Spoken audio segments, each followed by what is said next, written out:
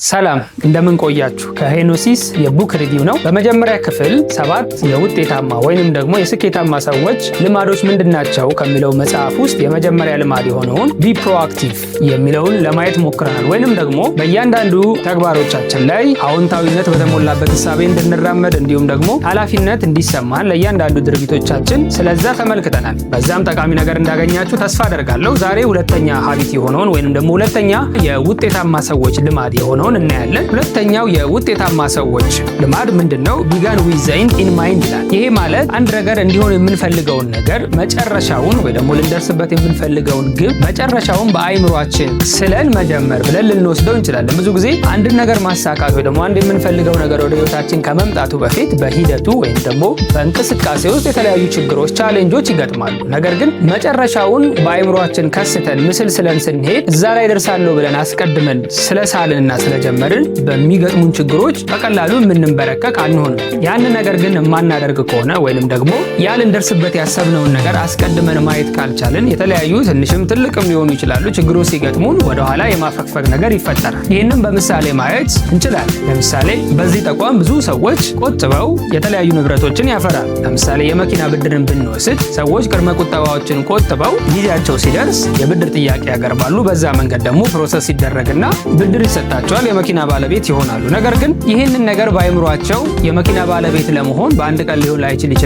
የሚሆን ነገር አይደለም። ረጅም ጊዜ ሊፈጅ ይችላል፣ ምናልባት በወራት። ይህንን ነገር ግን አስቀድመው በአይምሯቸው መኪና እንደሚኖራቸው፣ ንብረት እንደሚኖራቸው ሲስሉ በፕሮሰሱ በቁጠባ ውስጥ በእግድ ውስጥ በተለያየ ተቋማዊ ፕሮሰስ ውስጥ ሲያልፉ ፍራስትሬት አድርገው ፈርተው ከመመለስ ይልቅ ግቤ መኪና ማግኘት ነው ወይንም ደግሞ መኪና የማገኝበት መንገድ ደግሞ ይሄ የተሻለ ነው በእኔ አቅም ብለው ምስል ስለው መኪና እየነዱ ሊሆን ይችላል፣ የመኪና ባለቤት ሲሆን ሊሆን ይችላል፣ በመኪናው ደግሞ የሚሰሩ ቢዝነሶችን እየሰሩ ሊሆን ይችላል። እንደዚህ ያለ መጨረሻው በመኪናው የሚገኘውን ጥቅም አስቀድሞ አይምሯቸው ላይ ስለው ሲንቀሳቀሱ የተሻለ ለመቆጠብ የተሻለ የብድር ፕሮሰሱንም ደግሞ ለመረዳትና ለመጠበቅ ለመታገስም የተሻለ አቅም ይኖራቸዋል ማለት ነው። ነገር ግን ይህን የማያደርጉ ከሆነ ግን በየቀኑ የሚፈጠሩ የሚሰሟቸው የተለያዩ ነገሮች አፌክት እያደረጓቸው ምናልባት ቀድመው ገንዘቤን አውጡልኝ ሊሉ ይችላሉ።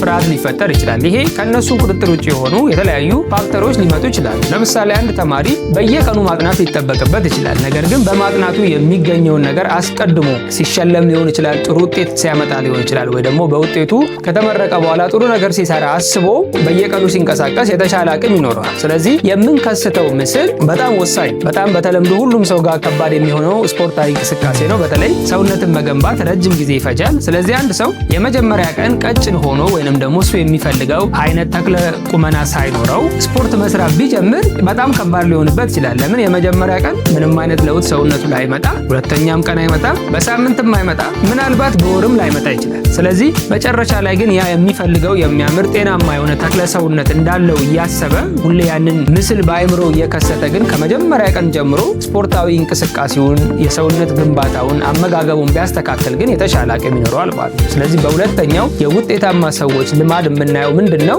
ቢጋን ዊዝ ዘ ኤንድ ኢን ማይንድ ወይንም ደግሞ ስንጀምር የዛ ነገር ዳራ መጨረሻ ሊሆን ያለውን ነገር አስቀድመን በምናባችን እየሳልን የመንቀሳቀስ ልማድ ሊኖረን ይገባል ማለት ነው። ያ ካልሆነ ግን ልንታክት እንችላለን፣ ሊሰነቸን ይችላል፣ እንደገና ደግሞ ትዕግስትም ልናጣ እንችላለን ማለት ነው። ይሄ የሰው ተፈጥሮ ነው። ሰዎች በአይምሯችን በተለይ ደግሞ ሰብኮንሺየስሊ የምንስለውን ነገር ወደ መሆን እንመጣለን።